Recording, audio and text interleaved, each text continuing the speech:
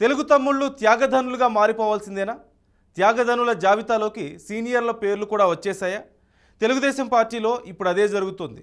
BJP Janasena పొత్తుతో పలువురు సీనియర్ల సీట్ల కింద నీరొచ్చినట్లుగా కనిపిస్తోంది. పార్టీ అధినేత చంద్రబాబు కూడా వారిని పిలిచి మరీ చెప్పేశారట. మరి తెలుగుదేశంలో ఆ త్యాగధనులు ఎవరెవరు తమ స్థానాలను కోల్పోతున్నారు?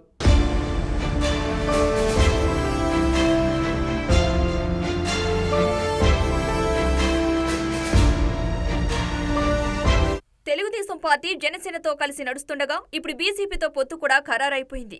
తెలుగుదేశం సీట్లలో భారీ కోత తప్పేట్లుగా లేదు. దాంతో జనసేన ఏ స్థానాలు కోరుకుంది, బీజేపీ అడిగే సీట్లు ఏంటి అన్న దానిపై పెద్ద చర్చే కాదు, పెద్ద రచ్చే జరుగుతోంది. ఇప్పటికే పలు సీట్లలో క్లారిటీ ఉన్న తెలుగుదేశంకు బలమైన సీట్లను సైతం జనసేన బీజేపీలు కోరుకుంటున్నాయి.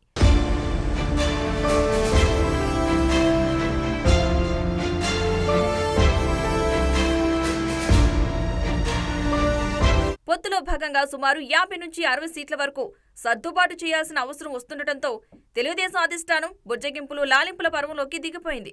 ఇతర పార్టీలకు ఇచ్చే సీట్లతో 25 నుంచి 30 మంది సిట్టింగ్ ఇన్ఛార్జీలకు నో టికెట్ అని చెప్పాల్సి వస్తోంది. దీంతో అందరిలో టెన్షన్తో పాటు అసంతృప్తి నెలకొంటోంది. ఇప్పటికీ కొందరు సీనియర్లకు సైతం పార్టీ కీలక నేతలు టికెట్ విషయంలో నో చెప్పేశారు.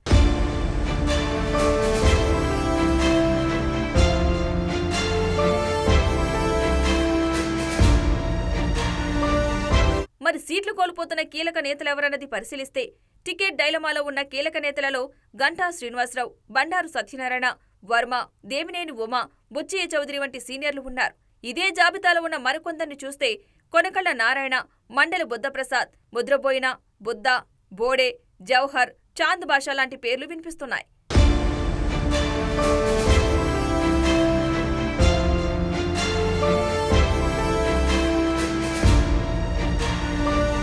తెలుగుదేశం పెద్దలు డిసైడ్ అయిన మరికొందరి నేతల పేర్లు తెరమీదకొచ్చాయి. పీతల సుజాత, మాగంటి బాబు, ఆనం, సోమిరెడ్డి, ఉండవల్లి శ్రీదేవి, ఆలపాటి రాజా, కోడెల శివరాం, కొమ్మాలపాటి శ్రీధర్ ఉన్నారు. ఒకే కుటుంబం నుంచి ఎక్కువ సీట్లు ఆశించే వారికి సైతం పార్టీ అధిష్టానం ఇప్పటికే క్లారిటీ ఇచ్చి సర్దుకోవాలని తేల్చి చెప్పింది. ఒకే టికెట్ ఇస్తామని స్పష్టం చేసింది.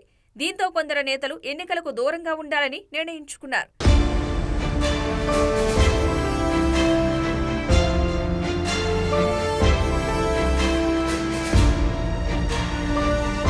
ఈసారి ఎన్నికలకు దూరంగా ఉండనున్న అశోక్ గజపతిరాజు వంటి వారు ఒక నిశ్చయానికి రాగా తమకు పూర్తి క్లారిటీ ఉందని, తామే పోటీ చేస్తామని గోరంట్ల, బండారు, సోమిరెడ్డి వంటి వారు బాహాటంగా చెబుతున్నారు. వైసీపీ నుంచి తెలుగుదేశంలోకి వచ్చిన ఆనం రామనారాయణ రెడ్డి, ఉండవల్లి శ్రీదేవి టికెట్ కేటాయింపుపై క్లారిటీ కరువై అలకపాన్పు ఎక్కినట్లు చెబుతున్నారు. మరోవైపు అయ్యన్న పాత్రుడు వంటి వారిని ఎలా డీల్ చేయాలో పాలుపోక హైకమాండ్ తర్జన భర్జన పడుతోంది. కొన్ని స్థానాలపై పార్టీ అధిష్టానం కూడా ఎటూ తేల్చుకోలేకపోతోంది.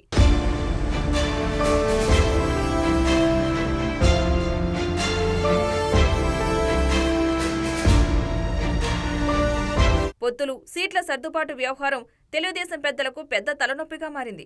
కొందరిని లోక్సభకు పోటీ చేయాలని అవకాశం ఇస్తున్నా కాలువ శ్రీనివాస్, పార్థసారథి అందుకు నిరాకరిస్తున్నారు.